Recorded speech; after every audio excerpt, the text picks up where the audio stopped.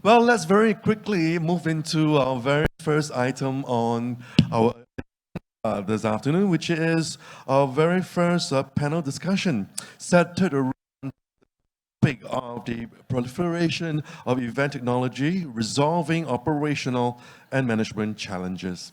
Right now, I'm going to invite our panel of speakers up on stage. First and foremost, we have Mr. Po Chi Chuan, Director of Digital Transformation Division at Singapore Tourism Board. Now, Mr. Po assumed the role of Director, Digital Transformation on the 7th of August 2017. And in this capacity, he works with his division to strengthen enterprise digital capabilities for both STB and key industry partners. Now, this includes gathering and analyzing data and trends on tourism performance, sharing market intelligence and consumer insights, as well as engaging stakeholders on digital collaborations. Now, Mr. Po joined STB in 2004 as manager in the international group before moving on to market access and headed STB's overseas office for Western China. Now, from 2007 to 2009, he was the Assistant Director managing the China North Asia markets. In 2010, he became Deputy Director at the Tourism Concept Development Team and was promoted to Director in 2012. Now, in 2015, he took on the responsibility of Director, Tourism Concept Development, which involved overseeing the cultural precinct developments in Chinatown as well as in Little India. Now, he also championed master plans of new tourism zones and developed innovative tourism initiatives. Now, these included leading the conceptualization of the Mandai nature-themed projects. Now, Mr. Po was a recipient of the National Day Awards Public Administration Bronze Award in 2016, and we're indeed very, very happy that he's able to join us here this afternoon. Ladies and gentlemen, please help me welcome Mr. Po Chi. Thank you. I didn't expect the introduction to be that long. Any longer, you'll be about my family already. Thanks. I actually have that here. Do you want me to go into that? No, thanks. All right. Next, Mr. Henry Ong, Senior Account Manager at Pacific World Meetings and Events Singapore. Now, Mr. Henry Ong possesses a decade of experience in executing experiential marketing campaigns for both government and private agencies. Now, his expertise includes end-to-end production, along with a wealth of knowledge in project management. Now, he often champions the adoption of technology in events planning and has successfully implemented technological initiatives to improve event operations. Please welcome Mr. Henry Ong. Thank you. And last but certainly not least, a good friend of mine, but more importantly, he's the Managing Director of Festival Square Circle and has 28 years of senior management experience in experiential and event marketing. And he led significant events such as the IMF World Bank Group Board of Governors annual meeting, P&G and Visa's sponsorship of the Youth Olympic Games, Great Singapore Duck Race, and he's also the Singapore Tourism Awards and Prism Awards recipient, as well as the holder of the Guinness Book of World Records. But it didn't state here what record that is. I'm going to find out from him very shortly. Ladies and gentlemen, please welcome Mr. Huey. Thank you very much, gentlemen, for joining us here this afternoon for our very casual, little chit-chat session. But before anything else, Hugh, I think a lot of us would like to find out what is the Guinness Book of World Records all about. Well, this is probably a test of how old you are, because it goes back a little while. But we used to run the Great Singapore Duck Race as a charity event in Singapore. Sounded familiar. Yes. In total, we raised $6 million for charities in Singapore, and we hold the Guinness Book of World Records for the largest duck race in the world. Having sailed 123,000 ducks one year, and we raised $1.23 million for charities in Singapore that year. Are we going to do that again anytime soon? That depends on whether the river gets freed up once again, because it's become a reservoir that doesn't allow us to flow the ducks down the river. Maybe with the advent of technology improvements, we can actually re-look into that and see how technology can actually come into picture, isn't it? Definitely. All right. Yeah. So, which brings to mind our topic here this afternoon: the proliferation of event technology, resolving management and operational challenges. What kind of challenges do you think you guys would see in our event scene currently in Singapore, and how can we actually reinvent ourselves? Maybe perhaps I'll start and then the rest can jump in as well. I guess one of the biggest challenges is that our events are getting more complex. Expectations of attendees and participants certainly have gone way up compared to what it was, 10, Right. 20, 30 years ago. Right. And I think these challenges continue to mount as they become a lot more complex on that basis. There are many components, many things to put together. Obviously, I guess one of the biggest challenges in the situation of Singapore, which I'm sure Mr. Poh will agree to, is the lack of manpower and resources. And if we were to continue to run things the way we have been doing for the last 10, 20 years, Singapore is going to struggle because that's one of the major challenges, just as an example. Right, right. So you're talking also about expectations, perhaps, yeah. So any kind of other challenges you think you guys would think that we can expect to have? Well, as an event organizer, I think one of the most challenging perspective from us is to manage people. Because when I'm sorry? manage people. To manage people. Correct. Because we have two, I would say from my point of view, there's two groups of people. Firstly, people like us who run events. But at the same time, in order to run a successful tech event, we need to know what's available, what are tools and arsenals we can use. Then another spectrum will be people who resist the change in using new technology. So it's quite prevalent in conference management where you have people that are unwilling to try, and there are people who are willing to try but don't know how. So these are some things that we see. Okay, Henry, I see a situation here. Now, the experienced guys, okay, would have spent a lot of time in the events industry. So we're talking about a certain age group. Now, you mentioned, look, let's put it this way. Us, okay, we've been in the market for a long time, all right? Now, how would you go about handling guys like us? We think we're so lao jiao, we don't need technology, we don't need to be in the current, movement of using apps and whatnot, We have a lot of experience behind us, so how would you handle guys like us? Well, it's about trying to convince you something that you don't need, but it's good for you. Right. So a lot of times we try to use successful case studies or even do a trial run with the client in telling them what are the perks and benefits of trying out something new. Okay. So one example is that as we go green in creating conferences, Right. we try to do away with printing, we try to rely on everything on a digital copy or version of an event booklet per se. Okay, But, maybe now I should put this script away and use my handphone instead. This is definitely not going green, right? Well, there are preferences of people who still believe Yeah. that having a hard copy is good, Yeah. which I personally was from sort of like a middle area that I'm crossing over the digital Right, age. right. Preference to me, I do not want to print something for wasting a paper. Right. But at the same time, with a hard copy, you do see the benefits that you want to refer to something written already. All you need to do is just take out the copy and just flip to the right page. Right. So this is the I want to define myself as well because it's a lot easier to make notes, Okay. You were about to say something earlier on. I think what Hugh said is right. Currently, I was just having a discussion with someone this morning about whether or not Singapore companies today, is it reasonable to expect them to be globally competitive? And of course, one side of the house is saying that, look, our market is so small, our players are relatively contained by the size of the market, so we can never be a global company per se. But when you open up your handphone today, okay, if you're not holding onto a Huawei handphone, maybe you won't see some Google app some point in time.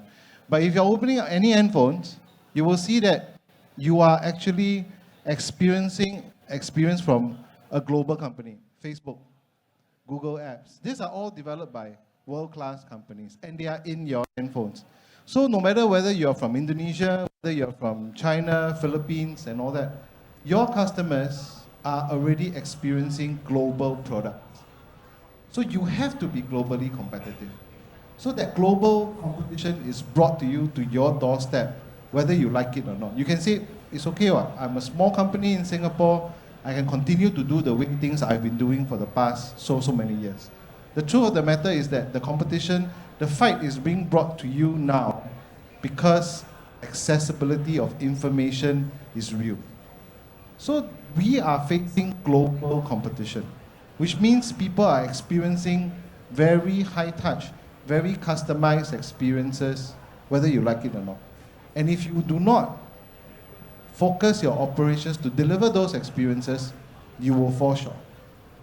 And basically, as what Guan is saying, we have experience, we have very experienced operators in town, and they are decades of experience. But how do we then unleash those things? I think automation and readily available information will help. Basically, take away the mundane stuff of the house away, right? We always talk about artificial intelligence. They're not so clever. So today, when we look at some of the apps and all that, they are basically taking very mundane things and doing it faster.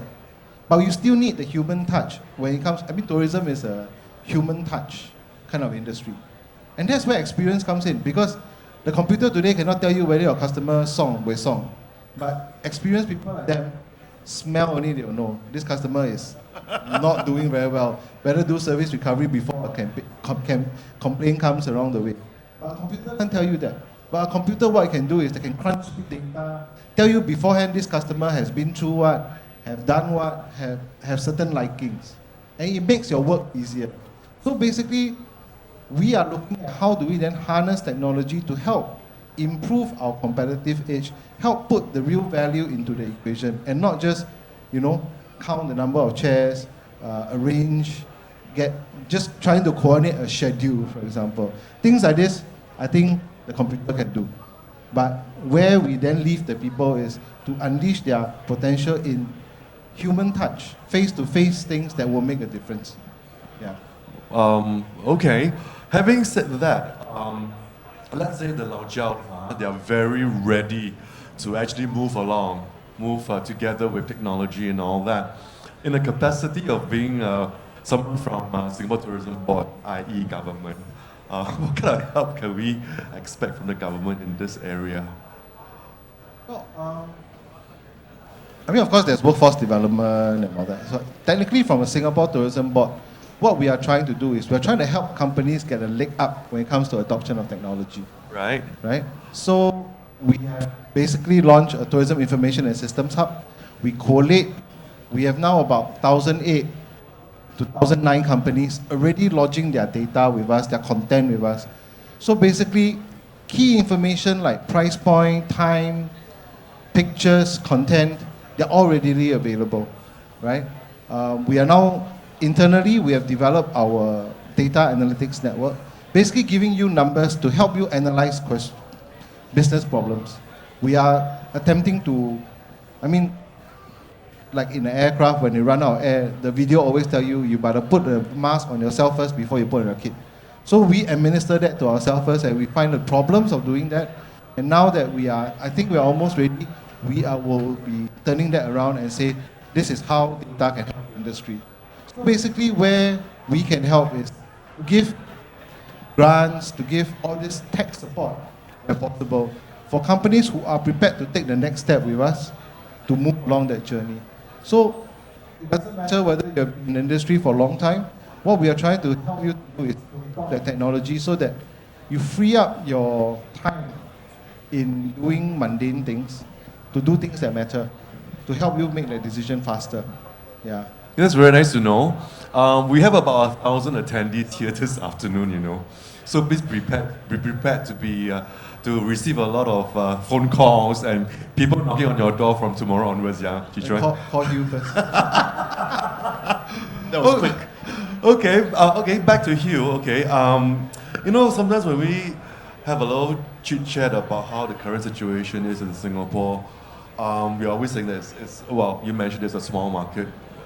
But what's even worse is that it's very saturated. So, what do you think the next step is? Well, I guess if you look at it from an industry or whether you look at it from a country perspective, is how do we differentiate ourselves and find that USP for us to be able to do it? Because I think everyone still has a role to play. Everyone still has something to give. It's then finding what it is that we have to offer. So I think Singapore has obviously its limitations from a capacity standpoint. The scalability of what we can do here.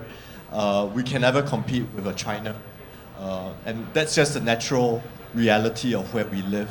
So then we have to figure out, as an industry, as a country, as a company, where do we want to play the game and do it well with what limitations we have.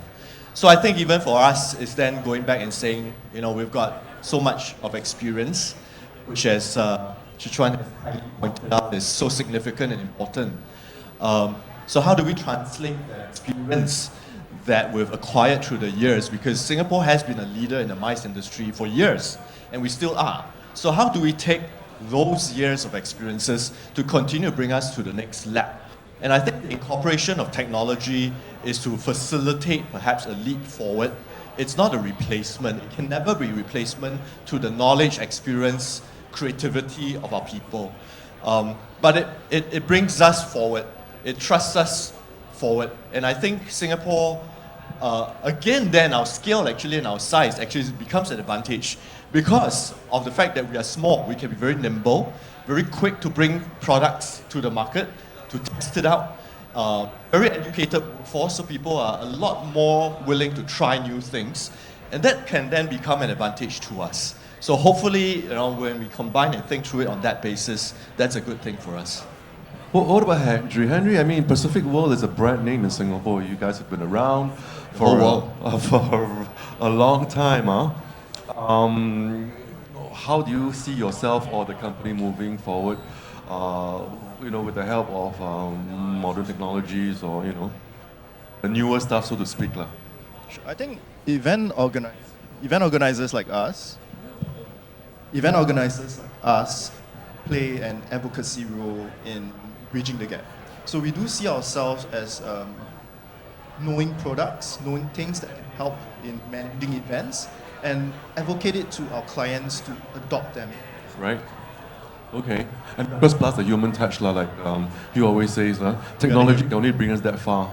Yes. If without the human touch, the personal touch, I think it's not going to mean anything to the client as well. All right. Okay. Chicho, what about anything else to add on? Because our 28 minutes is pretty much up, so I'm going to leave the last 2 minutes to the two of you. All right. I think really now the rate of technology advancement is so fast. One of my favorite authors is Thomas Friedman. And basically he tells us that the capability of technology now is ahead of humans' capability to adapt. Technology is a head start, which means today we are in a sweet spot of saying that whatever we imagine, most likely it can be done, right?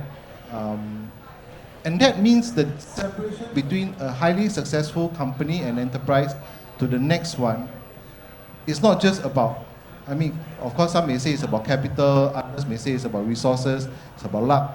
But I think it's now boiled down to a thing called motivation. Are you motivated enough to think harder, to move faster, to innovate?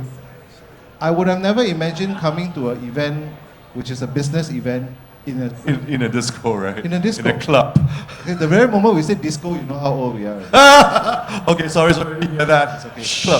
Club. But that is about innovation, right? So that is about thinking ahead. That's about bending it around and making it flexible. And I think basically the challenge for us as a government is when to get out of the way, so that creative enterprise like you guys can think of and challenge us when it comes to things like this. So I think the new trick that government must learn is to get out of the way, so that people can innovate. Well, okay, but you mentioned about being motivated. Actually, kind of motivated right now with the new jewel at Changi. we really hope that would mean that there will be more happening in Singapore. It's supposed to draw travelers from all over the world. All right, so we look forward to a better year. I really hope so. Okay, Henry, what about you? You anything to add on? Well, I fully agree. I fully agree with what Chitran and Hugh has mentioned, that technology is not a replacement. for Right. human touch. So technology can facilitate us managing our events productively. But at the same time, events is about experiences and about the human interaction. So a crafted event by a human can never be, at least for now, can never be replaced by an AI crafted event. Of course. Yeah, which reminds me of those hotels who actually did away with the reception, and using robots and for checking in and all that. I don't think that's really working out very well because you still need someone there with a really nice, warm smile to make them feel welcome. All right, Hugh? I guess to just close off, my thoughts would be to just look at today's event, right? We're featuring companies that focus on technology and innovativeness. We could have done this event, I guess, then on a digital platform. But the experience would have been totally different. People still want to engage, touch, feel, meet, and just kind of have the environment to be in.